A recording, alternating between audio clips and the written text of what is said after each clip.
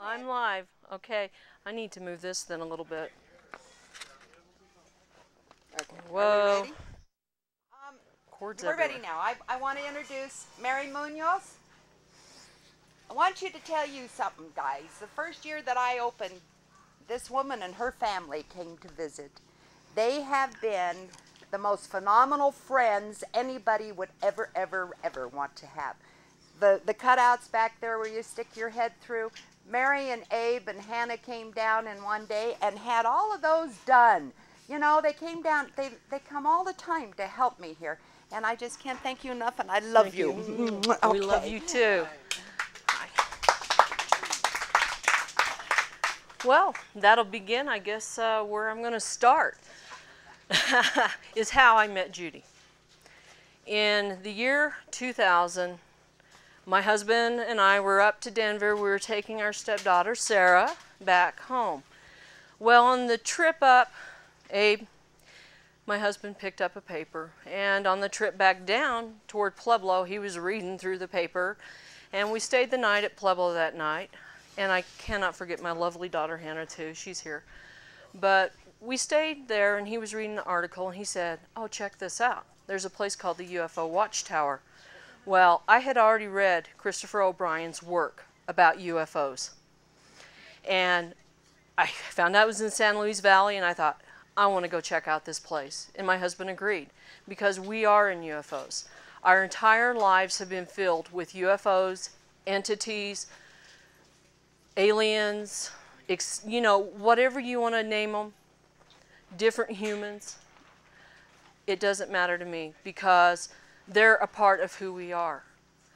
And when we had read this, we decided to come on over, but we stopped at the sand dunes first. Then we got to Hooper. We couldn't find it, and we were about ready just to all but give up and go home. Well, then we decided, let's try north. We drove up the highway north 2.5 miles, and lo and behold, Judy's place. We came in, and the first thing we had was a beautiful person coming out with a smile and a handshake, saying hello. And it was Judy who helped me and my family come to realize that we need to come out to the world and tell people what's going on. She listened. She understood. She didn't mock, ridicule, or criticize what we had to say. I know. I love you so much, Judy, and I love your family and all that you've done for us.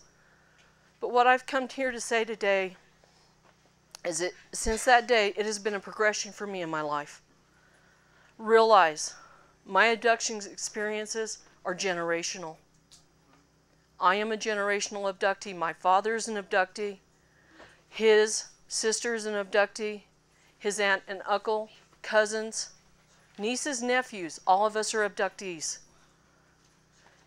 We have family heritage that goes all the way back to the Mayflower, and if anybody reads David Icke, you hear the conspiracies on that. We are bloodline. My daughter's an abductee. There's a lot more about her and her life. But we were not able to express this until we met Judy that day. It was that moment that I was able to say everything that had been bottled up for years. Realize I bottled everything. And the reason I did was I grew up in a society that said no to this kind of phenomenon. My mother was a Bible Belt farm girl from Oklahoma, and you did not talk about UFOs, you did not talk about aliens, and you did not watch that on TV. It was not our life. My dad, however, because of his abductions, it was his life. He was director of MUFON from the late 70s, early 80s in New Mexico. He was an investigator in UFOs. But did you know it wasn't until I was 17 years old that I first met the man? My mom and him were married, divorced before I was even born. And it was because of UFOs, aliens, and hypnosis that she ran, because it was not part of her vocabulary in her life. My father, at the age of 12, started looking for me. Well, at the age of 12 is exactly when I found out he existed. I was taken to an attorney. My mom said, sign this name. I did. Who is this? This is who you are. I had been going under an assumed name all those years, never knowing the existence of this man. Well, then I started asking questions. Oh, you don't want to know about him. He's probably dead. So I never saw my father. They never talked about him. They didn't want me to know. Well, at 15, I overheard a conversation between my grandmother and mother. It turned out to be my father. He had found my grandmother, and he wanted to see me. And they did not want me to have anything to do with them. Well, at 17, I get a letter at school. It's from my father. The funny thing is when my father came into my life, I always thought it was because of him, because of who he was. My father is government. He's worked projects. He worked for NASA for some time in the late 60s, early 70s. He left NASA in 1978 to move to New Mexico to get closer to where I was. He took a job working for the national labs there, not realizing at the time he was only 32 miles from where I lived. He knew I was somewhere in the state of New Mexico, but he didn't know exactly where. Well, at the same time he moved, in January of 1978, I had moved. We had lived in Bloomfield, New Mexico for some time, but I moved to Oklahoma for about 4 months. And then my mom got the job in Moriarty, New Mexico, which is 32 miles from Albuquerque. And that's where we had moved in January of 1978. Well, just before we moved there, I had seen, for the first time in my life, a remembered sight. Before that, it had been dreams or physical things that were going on with me. And at the time, I had no idea. I just thought I was strange or a sickly person at times, or I just had problems. But I didn't realize it was all due to the entities. But up until this moment, I had not really remembered seeing anything visibly and kept the memory.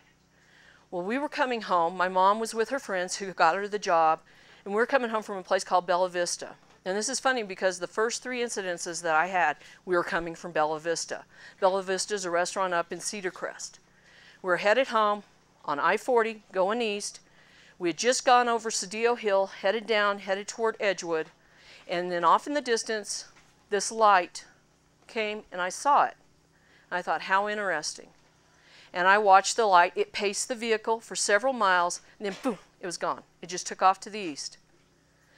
About 3 or 4 months later, another light comes up, but this time it's not a light, it's a ship. I noticed that the silver object. It was a little bit lighter, it wasn't as late, or I should say the sun was setting later in the evening, and I saw it, and it paced us, and then zip, it disappeared. Well, that next summer, we were at Bella Vista. This time my grandmother was with us. We decided to take the back road up through Madrid, up to Santa Fe, back around I-25 to 285 to 41 through Galisteo. Well, on the trip back around, we had noticed on I-25, my grandmother did at first, see that unusual light over there? That's big. Well, it looked like it was over the prison. So we assumed there was escapees. Well, we started watching the light, and it would disappear because of the mountains and the way the terrain is, but then it would reappear.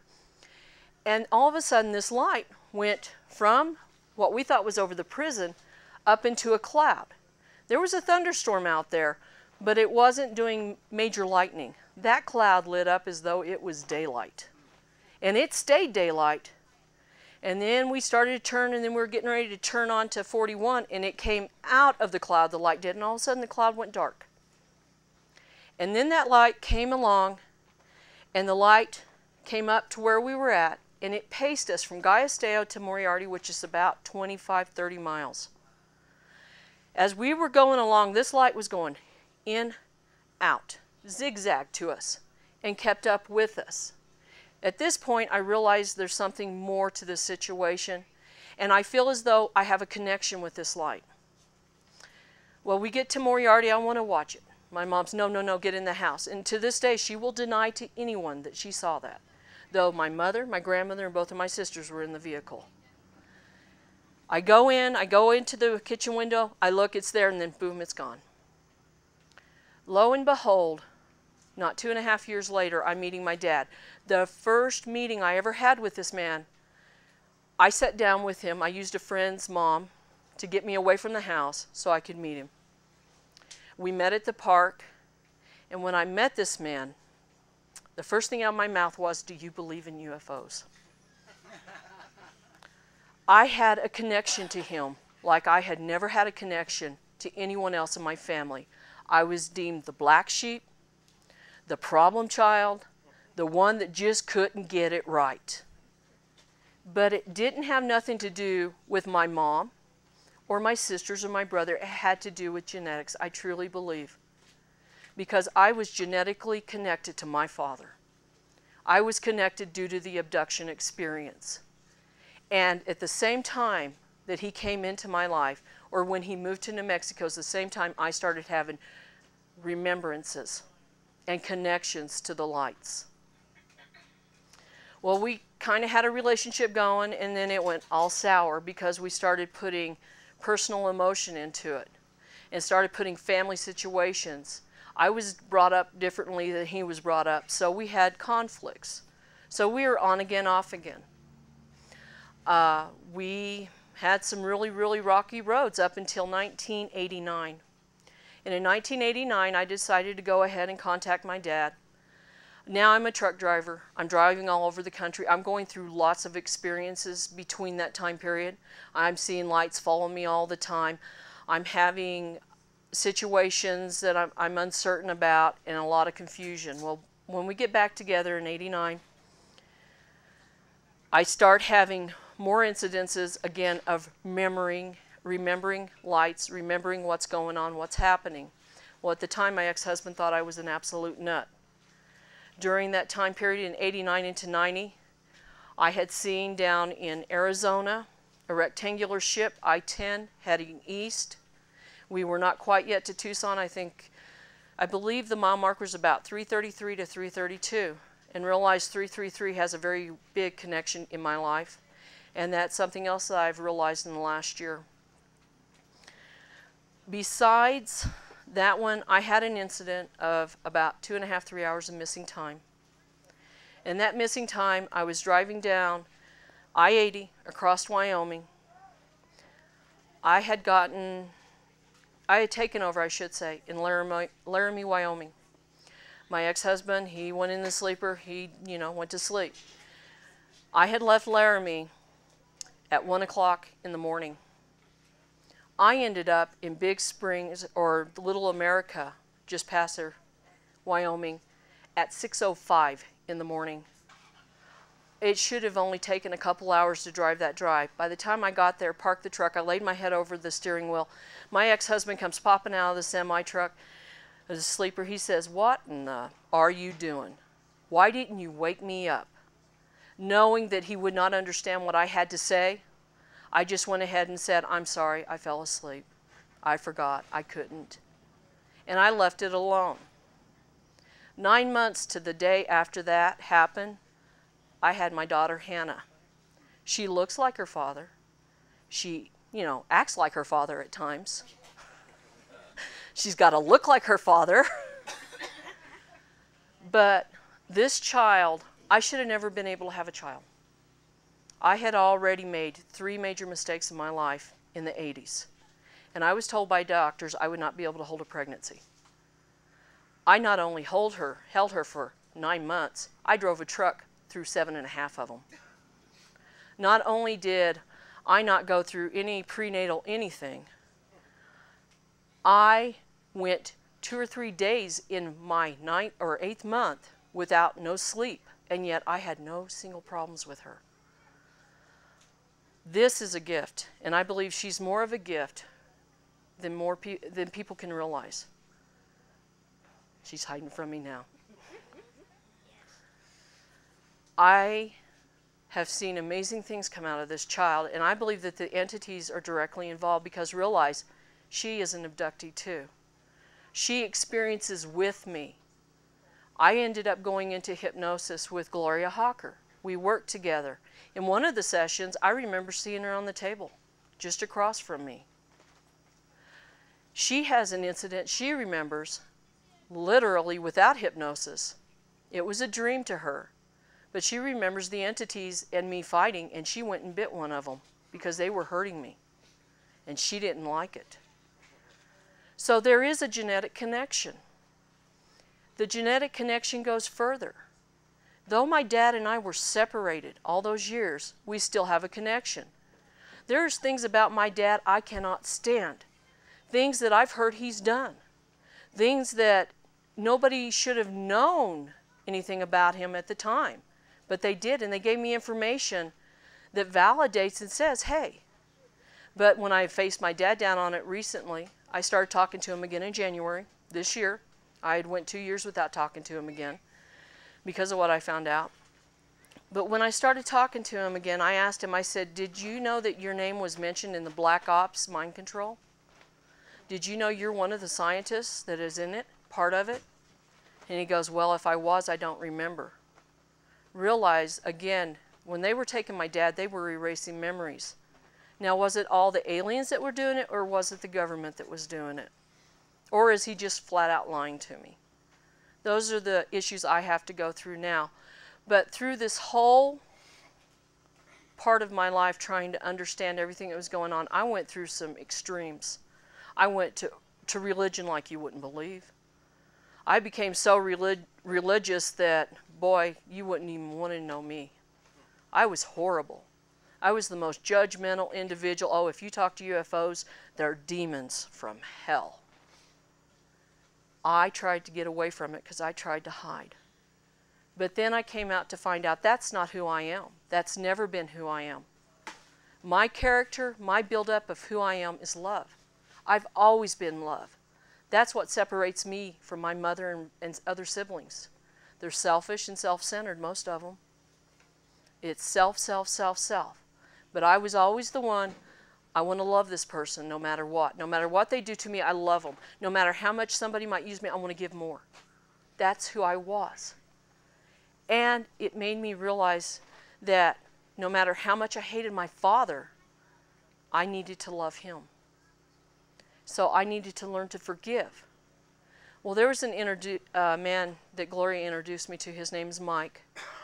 And Mike started giving me the information that I needed to hear. And that information was that I needed to accept what was happening, to forgive what they're doing, and to learn to love them. Because the essence of all energy is love. That is positive energy. The negative energy is destruction and death. And it was at that time when we sat down with Mike and we talked that I realized that I need to become who I used to be. And when I did become back to that love and acceptance, my nightly abductions were not as bad. My memories were not as horrifying.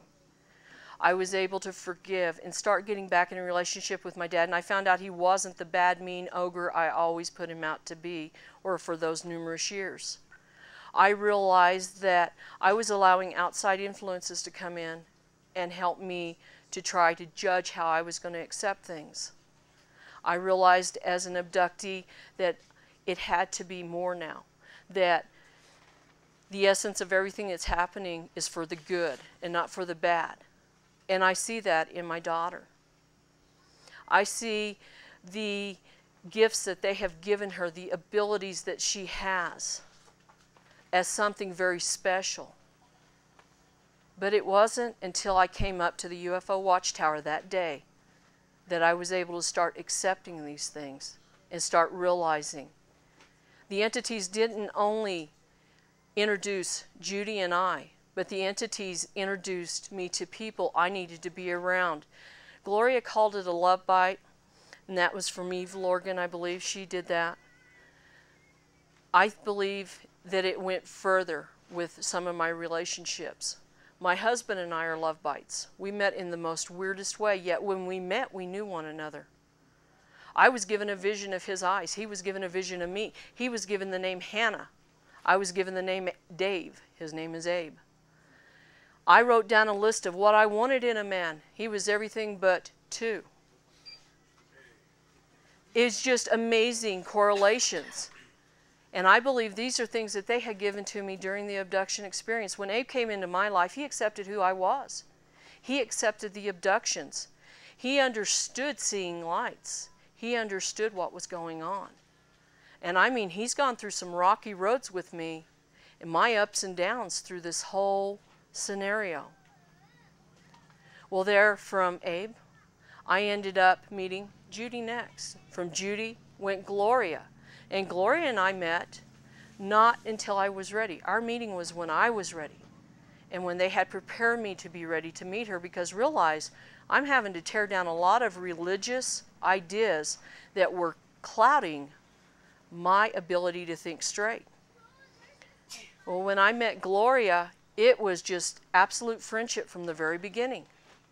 It was as though we knew one another. And she even asked me one time, would you have happened to have been that one woman that was fighting them on the other table? It might have been. I'm a fighter. I argue, ask my husband. I don't think he's ever won a fight. He tries, but that's who I am. So not only did the entities bring me to my father to me when I was 17, they also brought me to the friendships and the relationships I had. You would not be here today hearing what I have to say if the entities did not bring something upon you to want to be here, to stay here. You're all looking for something. That's what brought me to the UFO Watchtower, and that's what brought me to start finding and searching areas. Let me tell you, in the 90s, I hated hypnosis. You'd go into hypnosis, a demon would come over you and take over your life. But it has been the best help that I've ever had. I actually went through hypnotherapy training, though I do not use it. I went through to learn what the process is about. So what I have today is different than what I had 10 years ago. I don't see all the entities as bad. Yes, I have seen reptilians.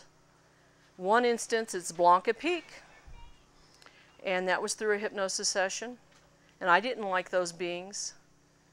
But mine generally were of the grays.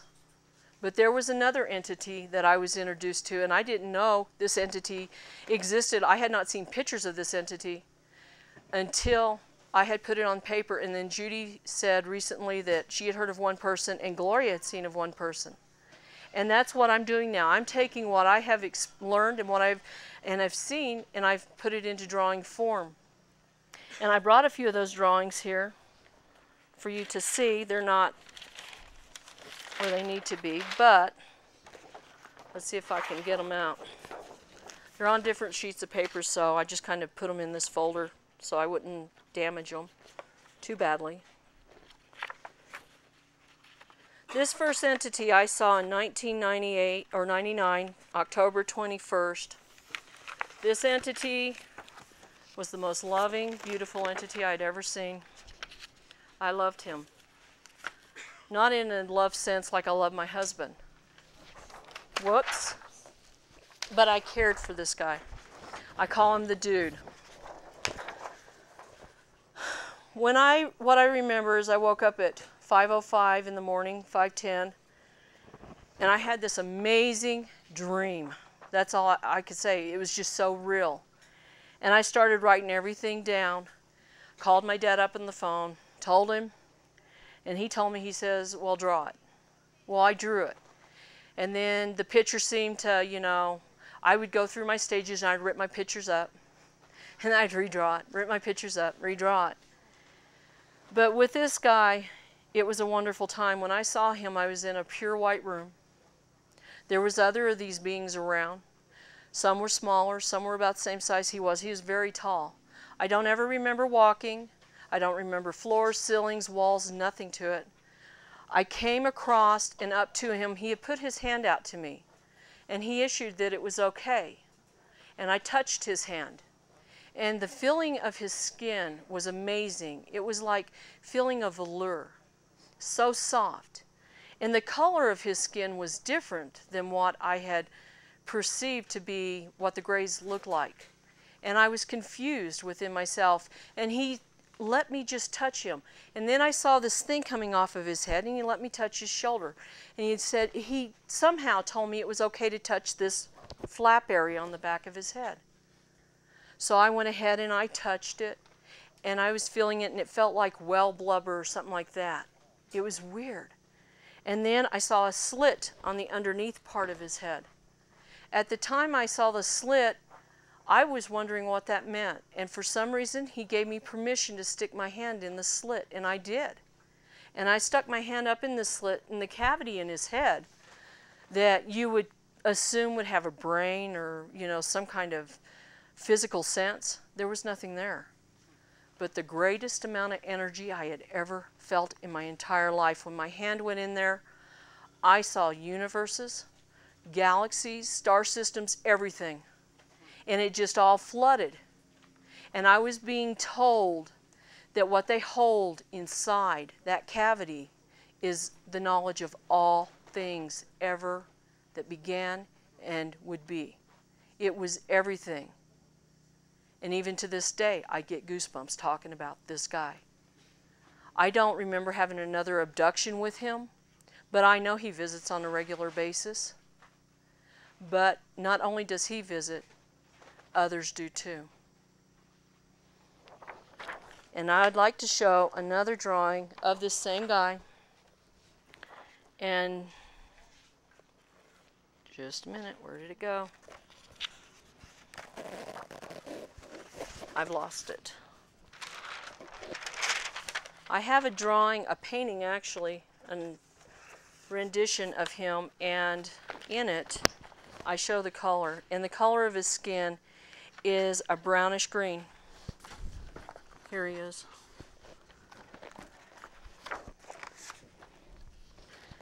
This is him here. That's the skin color. That's what he looks like. The drawing that I did this drawing from was from a clay sculpture I did, and he's seen better days. He had trouble getting up here. He fell in the dirt. He got smashed. So he's not exactly what he used to be. I hope to go home and get him fixed again. But this is all I do in my art now. Before in my art I used to draw pictures of people. Now all I can do is draw aliens. And it hasn't been since my hypnosis that this has come about. After my first hypnosis session, I started drawing aliens like you wouldn't believe. Anything I drew had to do with aliens. Even Hannah got mad at me one day and said, "Mom, stop.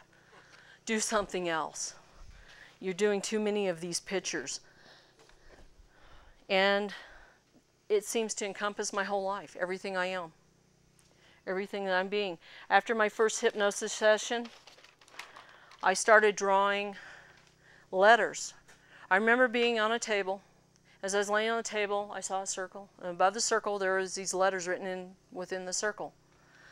Well, Gloria advised me to start drawing the letters and drawing the circles. The first conference, which I've been here for all 3 conferences, the first conference I had done a painting with renditions of these circles and what I had seen in that circle that day. And we had raffled that one off that year. Well, then I started doing more. And then I drew a picture of my entity with the circles around it. I drew another picture, which I no longer have due to one of my messed up spells. And it got ripped up, but I had drawn letters next to the individual, and Hannah looked and says, "Is that his name?" I said, "I don't know. I don't understand what all this means." I met Zani, and Zani interpreted a lot of this. And I got to fly. And Zani was saying it's all good. And it's Pleiadian, the writing. And it's an old Pleiadian text. This is something I'm searching and trying to learn about now, is what this all means, and trying to understand it. Well, not only was I drawing the letters, but I was speaking the language too, prior to the hypnosis. I have been speaking a language since 1988. It was 88. I was on a truck, and this is in the month of June. I was driving for a different company, different partner, a female partner, and I had gone 3 days with no sleep. And I was trying to keep awake because I was doing the last leg of the run before she took over to get us where we needed to be. I was going from Ohio to Pennsylvania. And I knew I was going to go to sleep if I didn't do something. The next thing I started doing was singing this music that was beautiful. I loved it. It made me feel good, gave me peace, gave me strength, gave me energy to continue. And the more I sang it, the more I stayed awake. Well, then I got across, got where I needed to go, and I went to sleep. Well, then I started the next few days singing that language, and the next thing I know, I'm looking out.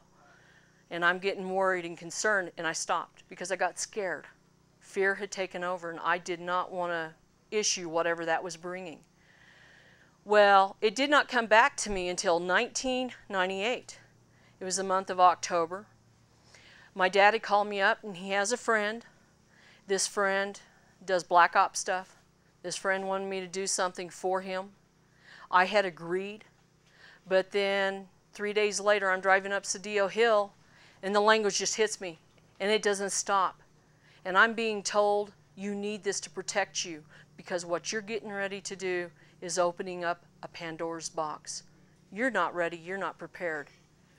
What I was asked to do was put on an experimental pair of glasses that break down the electromagnetic wave pulse that the entities or the ships put out so that I could actually literally see them. I called my dad immediately. I said, no, I don't want anything to do with this. You call him up and tell him no way. Well, I kept speaking the language. Then I had a religious group say, well, you're speaking in tongues. But when I went to their church and heard what they were saying, it was not what I was saying. It were two separate languages. It was not the same thing. And then I started using it in what I consider my prayer meditation time. And when I did use it, things that I was praying about at the time were coming true, were happening. And I thought, wow, this is the power of God, and boy, we're going for it. But then I went through a dry spell, and it stopped. Someone, again, manipulated my thought and stopped me from doing what I was doing. Well, recently, I've been doing the writing again due to the hypnosis, and I have been told to not just write it, but to write it in the circles, that they specifically mean certain things, and they bring apart certain energies. And these are energy circles.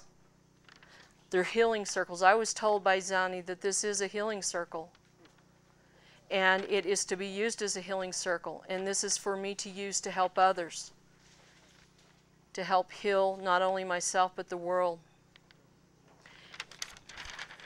And I thought that was really interesting because when I was writing this, I was thinking those very things.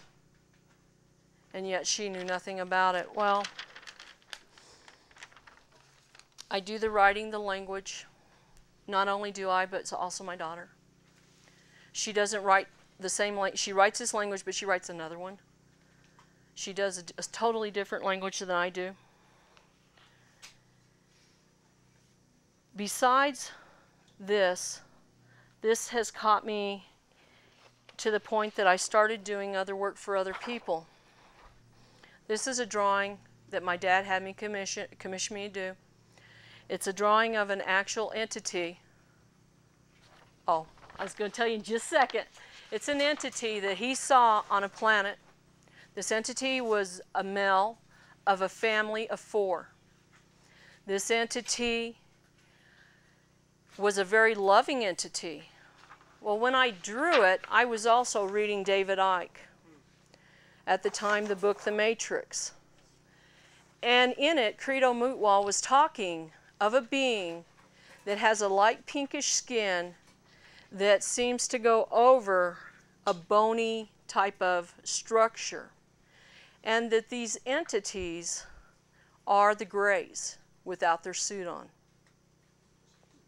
Well, I was talking again with Zani in the tent the other night, and Zani told me, she goes, well, Mary, this is an entity, and she gave a planet name, and she goes, you call it Mars.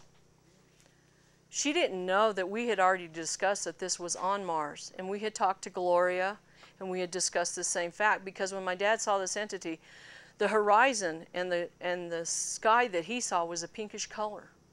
And it had just come out in reports from NASA that what they had found out about Mars. So I roughly named him Pinky Pinky because of that. And this is my Pinky Pinky dude. Well, besides doing that, I started, oh, and here's the names. The entity that I drew with the flap, his name is Yurdashi, and then this guy is Lorkima. That's what Zani gave me. Now I'm going to have to wait in time and see if that comes about, because, you know, I'm uncertain. But not only did I start doing that, we started making, what, the alien catchers.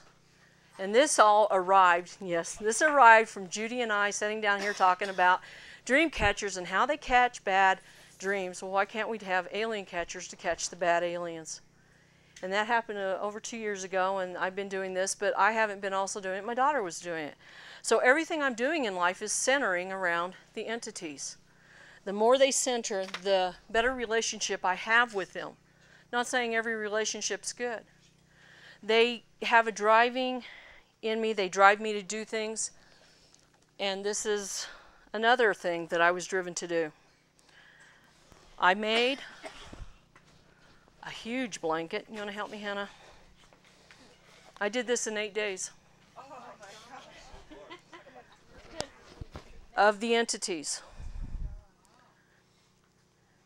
I feel as though I need to talk about them and get it out. It's my healing process. And this is what I do. And this is what I've been doing. Judy wants me to do pillows, I believe. She told me. But in the last year, I've come to know that the entities want me to do more for them. They don't want me to do just for myself, but they want me to do for others. And I'm having a hard time because I'm trying to break through a lot of problems that society I've allowed put on me. A lot of constraints. And not only did the entities, I want to bring up another subject, not only did the entities introduce my husband and I, but when they introduced us, he had a daughter. His daughter Sarah is an experiencer too.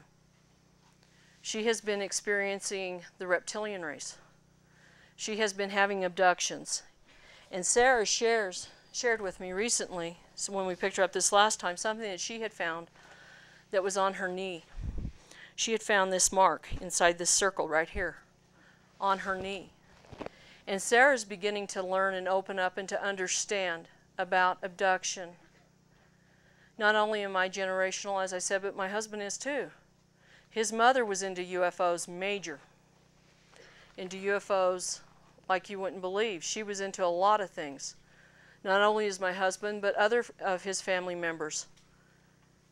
And even his son also has an interest in UFOs and entities.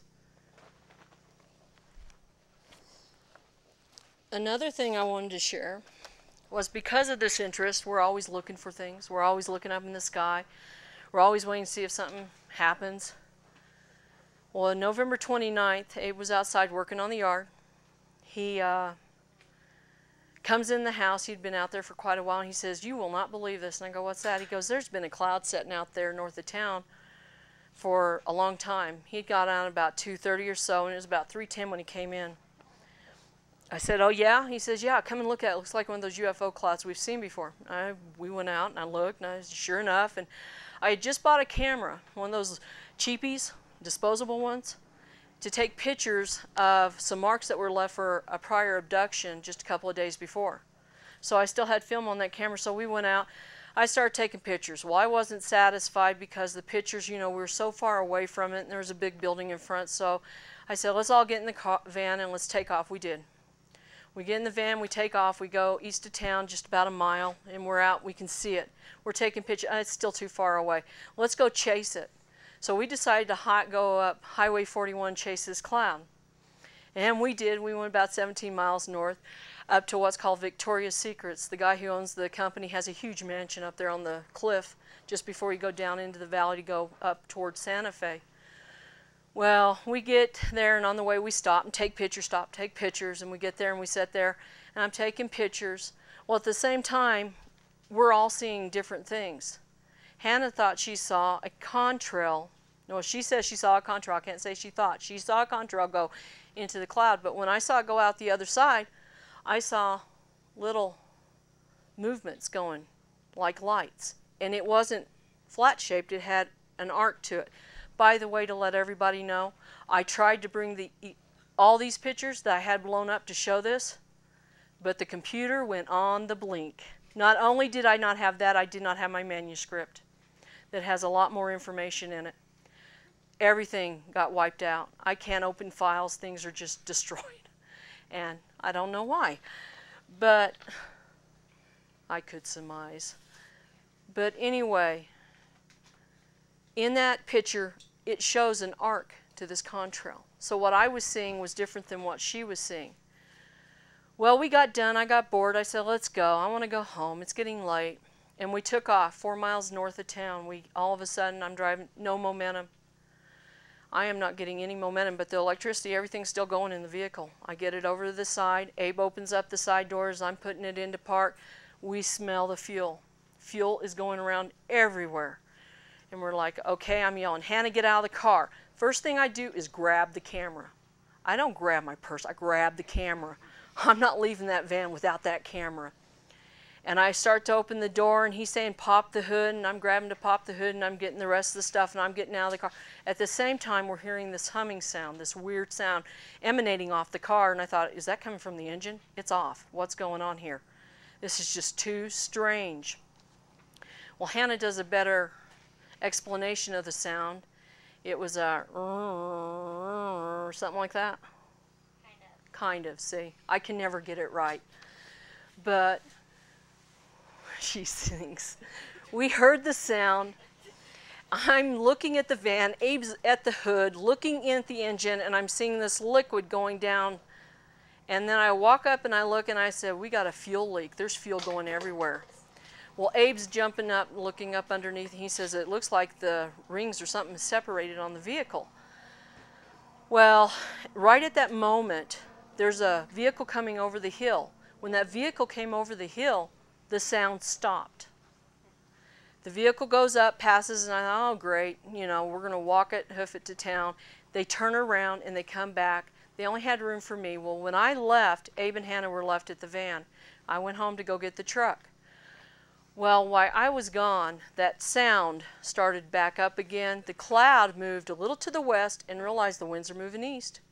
And there are big winds out there. It moved to the west, it disappeared. And this is what Abe told me when I went to pick them up. We had a tow truck come tow it in on Monday. I had our mechanic look at the van.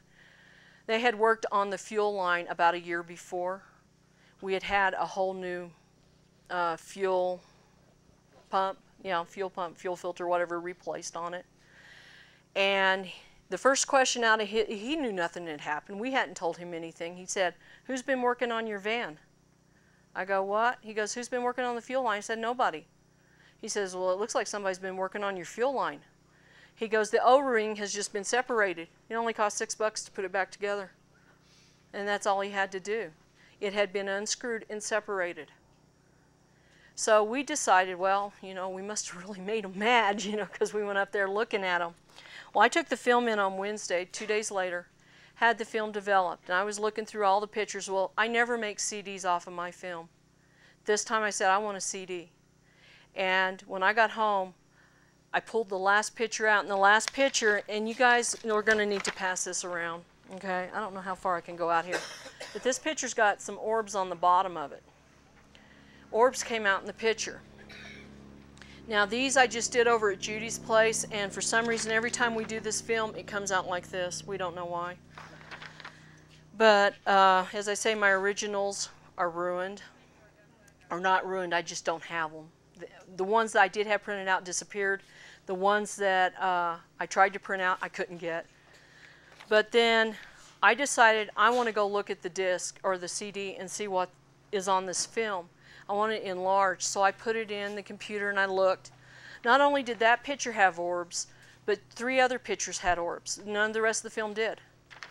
And in that picture, the one just before this one, there is a white object, cylindrical object, just above the tree line that cannot be explained.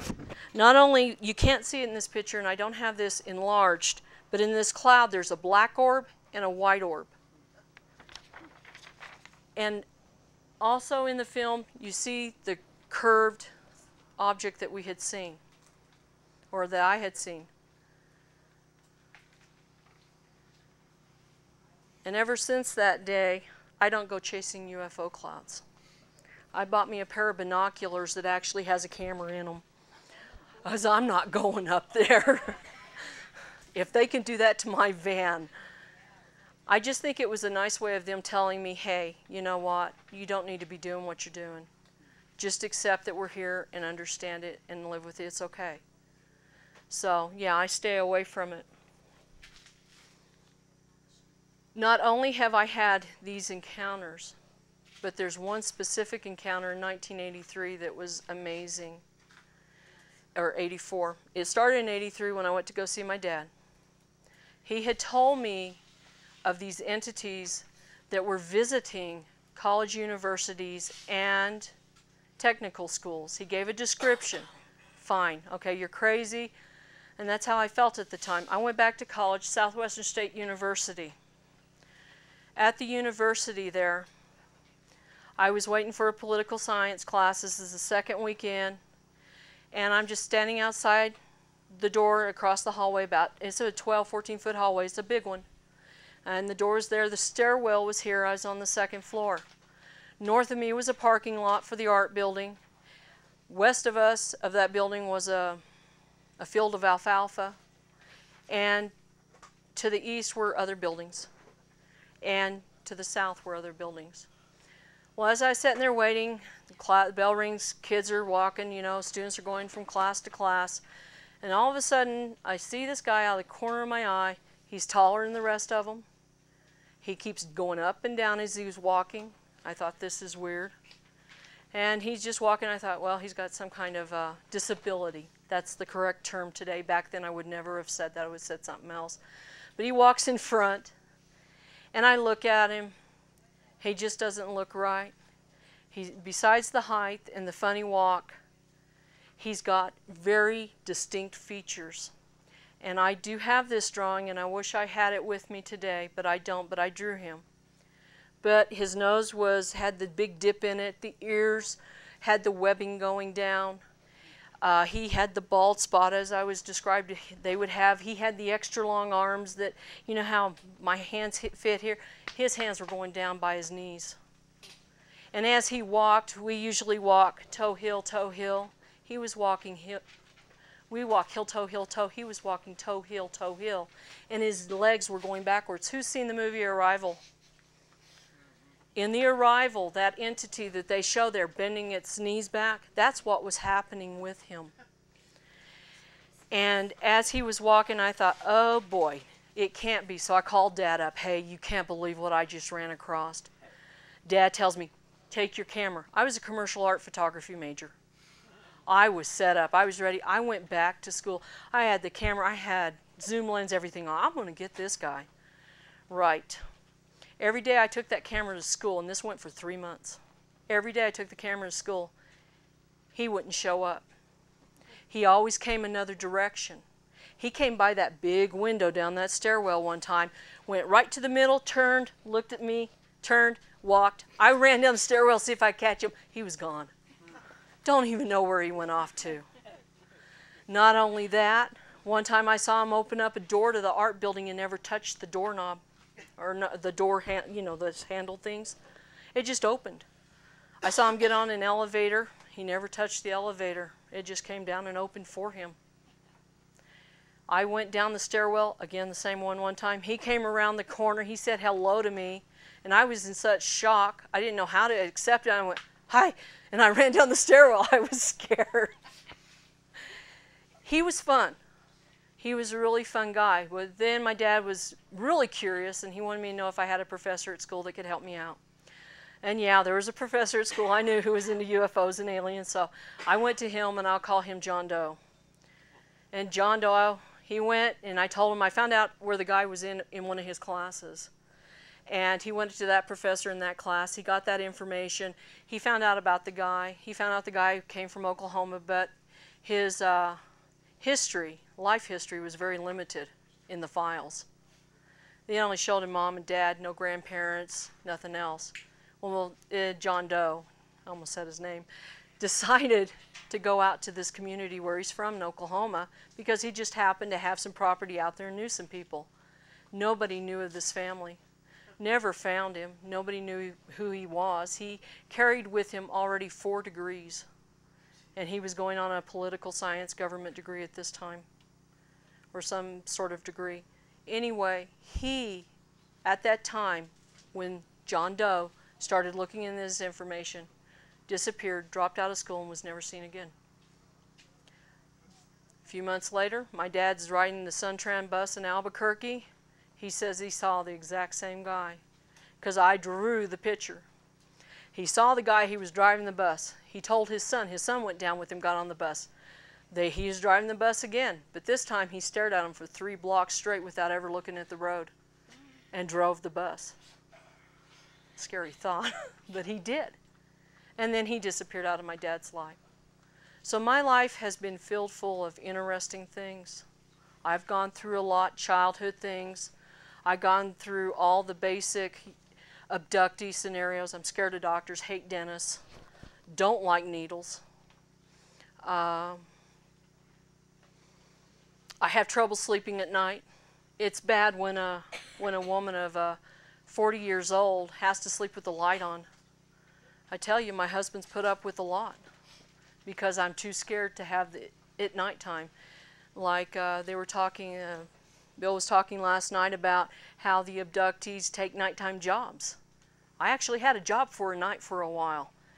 And though I hated working those hours, I felt more comfortable with myself because I have a fear of the night. Everything culminated in my life in 2002. And in 2002, am I sweating? Air. Oh, yeah, bloody noses. I have those on a regular basis. I also have implants going off in my ears. I hate that too. That drives me up the wall. But in 2002 was the life-changing event that made me finally take up and take a stand further. And that's when I had met what they believe is the insectoid variety of entity. And again, 1:30 at night, open the door, go into the restroom, there he is, boom, right there in front of me. I don't remember a lot after that incident. I thought I went in the bathroom, prayed him away. This is when religion got hit hard because I thought I went from the bathroom back to bed. When I woke up, Abe was almost ready to work. Usually I'm up making his breakfast, getting his lunch, doing everything for him, but this morning I just couldn't get up. And when I woke up, I looked at him, I said, something happened.